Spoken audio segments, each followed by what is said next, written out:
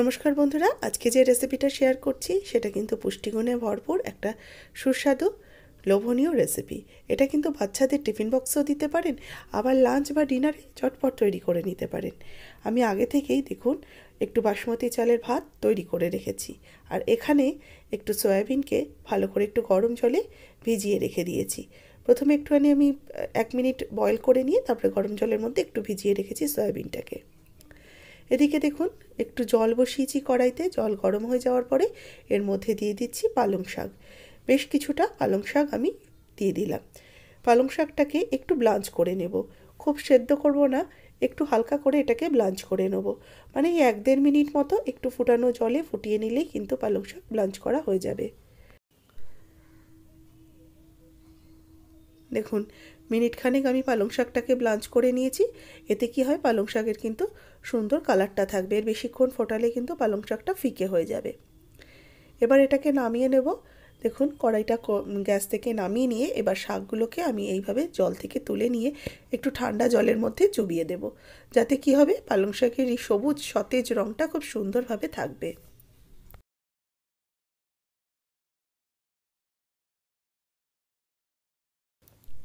Minute দুয়েক আমি রেখে দিয়েছিলাম একটু ঠান্ডা জলের মধ্যে।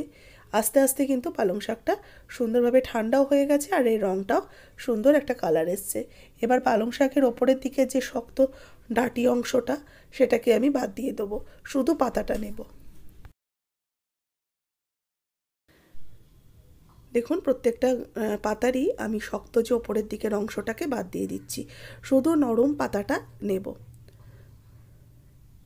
এবার এই পাতাগুলোকে এবার জল থেকে তুলে একটা মিক্সিং জারে দিয়ে দেব। জলটাকে খুব ভালো করে চিপে নিতে হবে। শাকের থেকে জলটা খুব ভালো করে চিপে নিয়ে তারপরে আমি কিন্তু এটাকে মিক্সিং জারে দিয়ে দিচ্ছি। এর সাথে দেবো একটা কাঁচা লঙ্কা। এবার এটাকে মিক্সিতে শুকনো ঘুরিয়ে নেব, শুকনো মানে আর বেশি জল দেব না। এটা দেখুন ঘোরানো হয়ে গেছে, মিক্সিতে এটা বাটা হয়ে গেছে। এবার একটা ফ্রাইং প্যান বসিয়ে দিয়েছি, এতে দিয়ে দিলাম 2 টেবিল স্পুন হোয়াইট অয়েল। তেলটাকে ভালো করে গরম করে নেব। তেল ভালো করে গরম হয়ে গেলে এর মধ্যে দিয়ে দেবো একটা তেজপাতা, একটু দারচিনি স্টিক, দুটো লবঙ্গ, 2 টুকরো এলাচ, আর কয়েকটা গোলমরিচ। এগুলোকে দিয়ে দিলাম, দিয়ে একটুখানি ফ্রাই করে নেব। ফোড়নটাকে আমি 20-30 সেকেন্ড মতো একটু নাড়াচাড়া করে নিয়ে দিয়ে দিচ্ছি কোচানো পেঁয়াজ।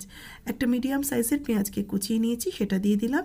দিয়ে দিচ্ছি 1 টিস্পুন আদা কোচানো। এর সাথে দেবো কাঁচা লঙ্কা কোচানো 1 টিস্পুন। এবার এগুলোকে হালকা হাতে ভাজা ভাজা করে নেব। কাঁচা লঙ্কাটা যদি মনে হয় ঝাল লাগতে পারে, বাচ্চাদের জন্য তৈরি করলে কাঁচা লঙ্কাটাকে অবশ্যই স্কিপ করে যেতে পারেন। এবার ভালো করে এটাকে একটু ভেজে নেব, তবে খুব বেশিক্ষণ ভাজবো না, একটু স্বচ্ছ ভাব আসবে আর এগুলো ভাজার একটা সুন্দর ফ্লেভার বেরোবে, সেই পর্যায়ে অবধি ভেজে নিচ্ছি।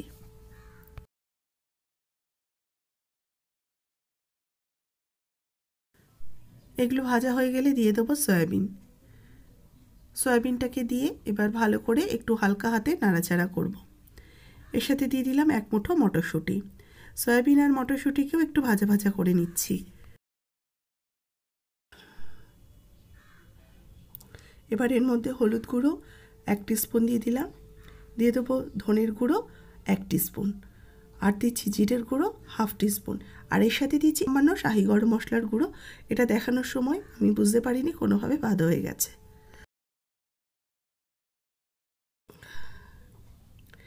একটু সামান্য জল অ্যাড করছি যাতে মশলাগুলো তলার থেকে ধরে না যায়। ভালো করে জলটা দিয়ে একটু ভালো করে কিছুক্ষণ কষিয়ে নিচ্ছি।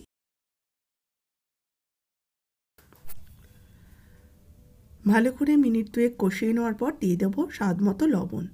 লবণটা দিয়েও একটু আবারও কিছুক্ষণ নাড়াচাড়া করে নিয়ে লবণটাকে ভালো করে সয়াবিনের মধ্যে মিশিয়ে নেব।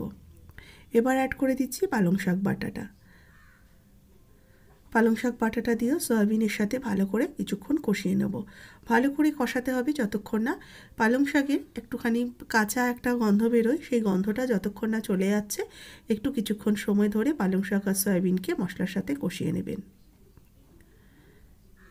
2-1 মিনিট ভালো করে একটু কষিয়ে নিয়েছি। এটা বেশ একটু ভাজা ভাজা মতো হয়ে এসছে আর একটু ড্রাই হয়ে গেছে।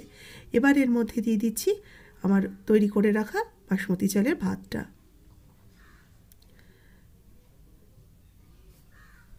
ভাতটা দিয়েছি, তার মধ্যে ভাতের সাথে দিয়ে দিচ্ছি 1 টিস্পুন চিনি, আর দেব একটু স্বাদ মতো লবণ। অল্প একটু লবণ আগেও দিয়েছি, ভাতের আন্দাজে লবণটা অ্যাড করলাম। আর দিয়ে দেবো 1.5 টিস্পুনের মতো গোলমরিচের গুঁড়ো। এবার এগুলোকে একসাথে ভালো করে মিশিয়ে নিয়ে এগুলোকে একটু ভাজা ভাজা করব। ভাতের সাথে এটাকে ভালো করে মিশিয়ে নিতে হবে। এর সাথে কিন্তু অন্য কিচ্ছু লাগবে না। এইভাবে একদিন করে দেখবেন, এটা শুধুই খাওয়া যায়। যদি আপনারা চান তাহলে এর সাথে একটু ডিম অমলেট করে নিতে পারেন, বা ডিমের স্ক্রাম্বল করে উপরে ছড়িয়ে দিতে পারেন, সেটাও কিন্তু ভালো লাগবে খেতে। এবার ভালো করে এটাকে দেখুন ভেজে নিচ্ছি, একদম সয়াবিন আর রাইসটাকে খুব ভালো করে ভেজে নিতে হবে। পালং পনির বা পালং সয়া তো সবসময় খাওয়া হয়, একটু এইভাবে করে দেখুন, একটা 1 পট মিল। এটা কিন্তু খেতে খুব সুস্বাদু। আর এর ওপরে একটু লেবুর রস ছড়াতে পারেন, যেটা আমি একদমই দিতে ভুলে গেছিলাম। আমি যখন সার্ভ করেছি তখন কিন্তু লেবুর রস দিয়ে সার্ভ করেছি। আপনারা চাইলে এই সময় লেবুর রস একটু সার্ভ করে নিতে পারেন। এবার দেখুন এটা একদম হয়ে গেছে, গরম গরম নামিয়ে সার্ভ করে নিচ্ছি। আজকের রেসিপি কেমন লাগলো অবশ্যই জানাবেন। ভালো লাগলে একটা লাইক শেয়ার করবেন। যারা নতুন দেখছেন চ্যানেলটাকে সাবস্ক্রাইব করে নেবেন। ফেসবুক পেজের বন্ধুরা অবশ্যই পেজটাকে ফলো করতে ভুলবেন না। ওপর থেকে দিয়ে দিচ্ছি একটু স্প্রিং অনিয়ন কুচি। এই সময় একটু লেবুর রস দিয়ে দেবেন। আর বাচ্চাদের টিফিন বক্সে কিন্তু এটা দিতে পারেন। আমার মনে হয় একটু রঙিন জিনিস দেখলে বাচ্চারা খুব চেটেপুটে খেয়ে নেবে।